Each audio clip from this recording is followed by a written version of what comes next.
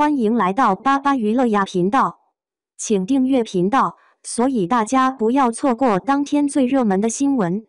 我们今天的时事通讯包括以下内容：张黎憋大招，程毅、谭健次可能合作两京15日。程毅和谭健次这对古装界扛把子可能要联手了，不会是假的吧？马伯庸的两京15日影视化转了3年。最近似乎有了实锤，制片人张黎突然关注了程毅和谭健次，网友直接废关注即官宣的老套路，懂的都懂。这句原著就一个字：狠。明朝太子朱瞻基被亲爹坑惨，15天跑2200公里逃命，跳粪坑，掰肋骨，吃死人饭，妥妥的冷兵器版谍影重重。程毅被喊话朱瞻基本机。谭健次自带谋士天花板人设，两人一个砍人一个埋，这组合要真实能成，简直要把古装权谋剧卷上天。马伯庸的19字脑洞炸出一部权谋神作。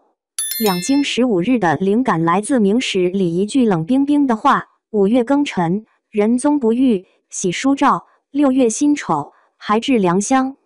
翻译成人话就是。明朝太子朱瞻基被派去南京出差，前脚刚走，亲爹明仁宗后脚就挂了。要想活命继位，他得在15天内从南京狂奔回北京，全程2200公里，平均每天跑146公里。哥现在开高速都得累瘫，何况是明朝？马伯庸把这19字史料脑补成70万字小说，核心就4个字：速度与权谋。太子朱瞻基一路被白莲教、政敌刺客追杀，逃亡工具从马车、商船到运棺材的板车都用上了。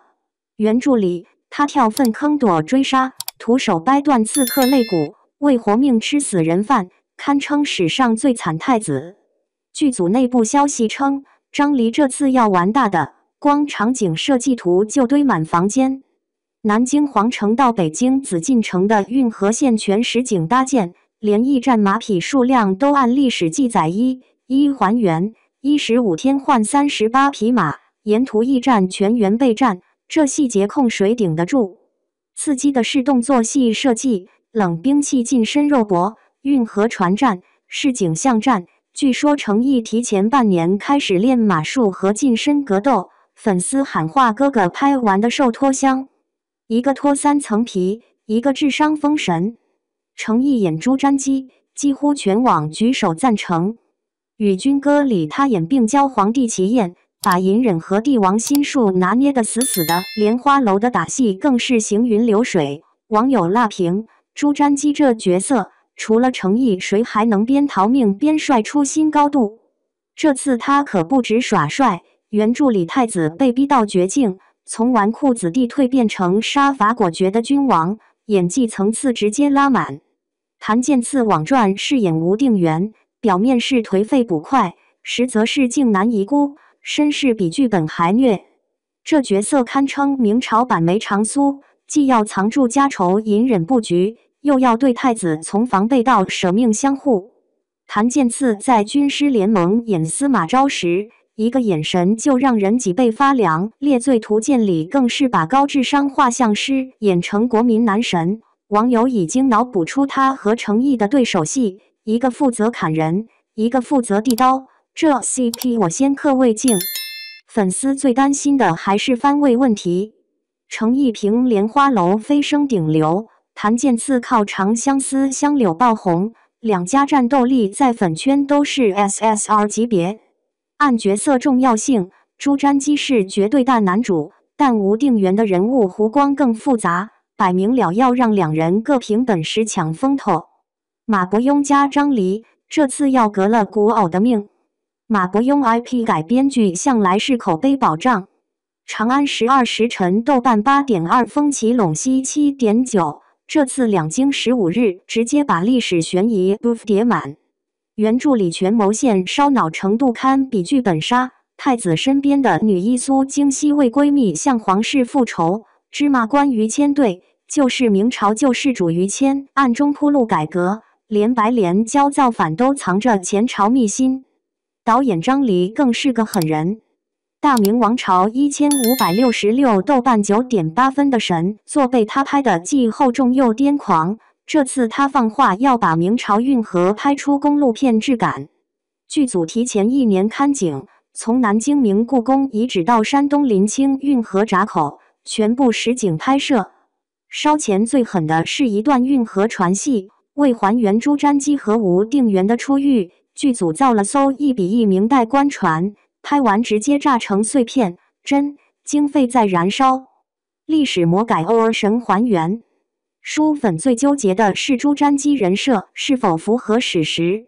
真实历史上的朱瞻基是文治武功的明君，小说里他被迫成长，一度狼狈到吃馊饭保命。历史博主吐槽，把明宣宗写成逃难小白花，这魔改过头了吧？